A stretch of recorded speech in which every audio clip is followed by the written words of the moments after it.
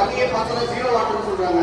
அப்ப எங்க ப்ராப்ளம் பார்த்தோம்னா அந்த வந்த தண்ணியை நம்ம யாரும் சேர்த்து வைக்காம நேர கடலுக்கு விஷயம். இது யாரோட தப்பு சார்? அரசாங்கத்தோட தப்பா? சரி, அரசாங்கத்தோட தப்பு. நான் சொல்றேன், நம்மளோட தப்பு இருக்கு சார்.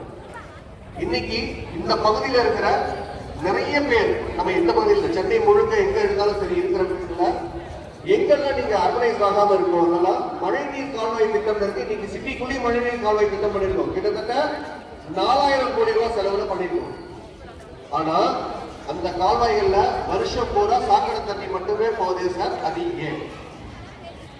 அது ஏன் நமக்கு தெரிஞ்ச கார்பரேஷன் பீப்புள், நமக்கு தெரிஞ்ச பஞ்சாயத்து போர்டு பீப்புளை கொடுத்து அட்ஜஸ்ட் பண்ணி நம்ம வீட்டுல வர வாட்டர் மட்டும் நான் மட்டும் விட்டுக்கிறேன் பண்றதுல ஒரு பழைய ஸ்டோரி ஒன்று இருக்கு. அதான் சொல்றேன். ஒரு ராஜா ஒரு ஊர்ல ஒரு கனவுல வந்து சாமி வந்துட்டாங்க.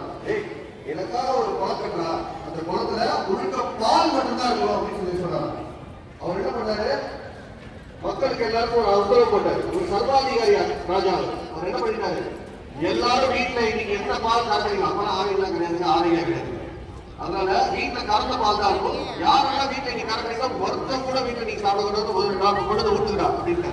ஆனா என்ன பண்றது, அன்னைக்கு தயிர் உட்பட எதுவாக இருந்தாலும் சரி, இல்லை நமக்கு வந்து டிபெண்டன்சி வந்து பால் தான் இருக்கு. அதுவும் கறந்த பால் தான். குழந்தைகள் இருக்கு, பெரியவங்க இருக்காங்க, எல்லாரும் தேவை. அவர் என்ன நினைச்சா நம்ம மக்கள் நம்மள மாதிரி என்ன நினைச்சா நம்ம மட்டும் ஒரு சொம்பு தண்ணியை ஊற்றிடுவோம்.